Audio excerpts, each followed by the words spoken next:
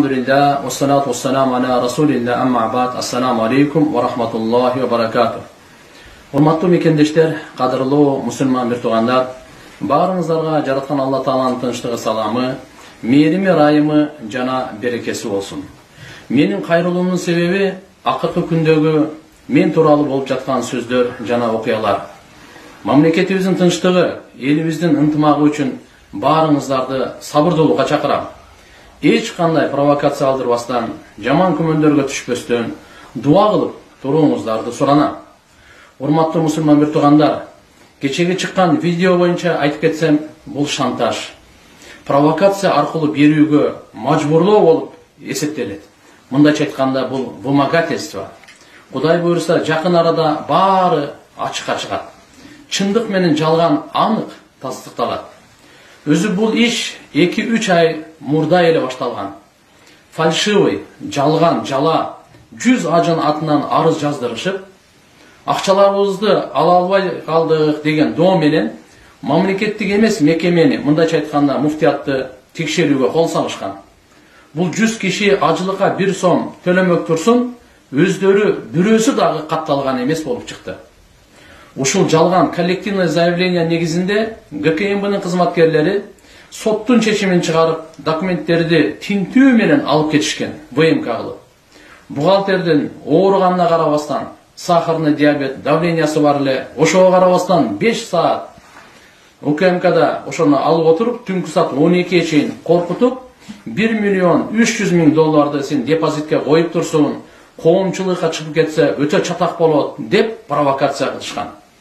Болбосо бул депозитке коюу мамлекеттик мыйзамда кылмыштуулук деп эсептелбейт. Динибизде, шариятыбызда арам болгон чакта дагы. Ошол эле түнү 5 февраль түнкү саат 12-лерде ГКМБнын сотрудник, кызматкери мага дагы чалып, Азирет муфти, бул жерде өтө бир жаман иш чыгып калды.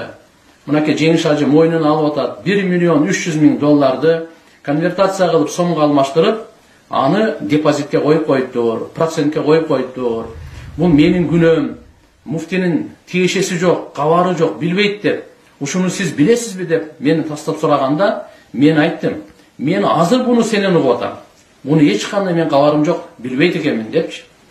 Эми кийинки 6 февраль, 7 февраль, андан кийин 8 февраль, 9 февраль түшкө чейин ГКМБнын кызматкерлери атайы ушундай коомчулукка чыгып кетпесин, ишти биз бүтүрөбүз, контролдойбуз, биз чоңдор менен сүйлөшүп жатабыз, аларга чай берип жатам, кыжалат болбоңуз, бардыгын бүтүрөбүз.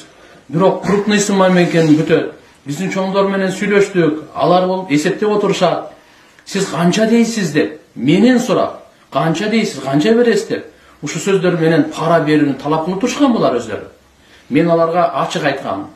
Мен буну билбейм. Бирок Жеңиш ажыга айтамын, канча ошо депозит процентке алган болсо, 1 сомун калтырбай баарын кайтарып берет.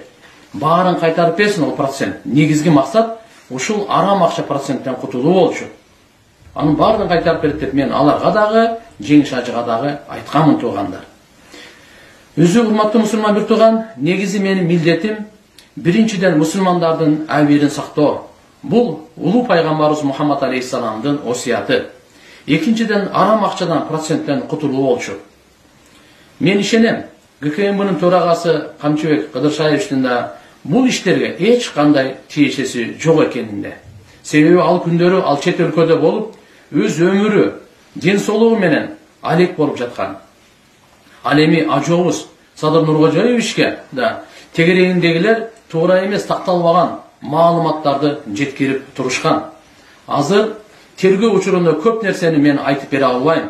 Убакыт келет, сөзсүз сиздерге кенен ачык айкын бардыгын айтып берем, бардык сурооңорго буйрса жооп беремин. Акыйкатты айтып коеюн, урматтуу ажыга баруучу мусулман бир туугандар. Сиздердин акчаңыздардын 1 сомундагы мен процентке койгон эмесмин. Жана 1 сомундагы шайлоого иштеткен эмесмин. Буга мен ант берип, ант ичип айтып бере аламын туугандар.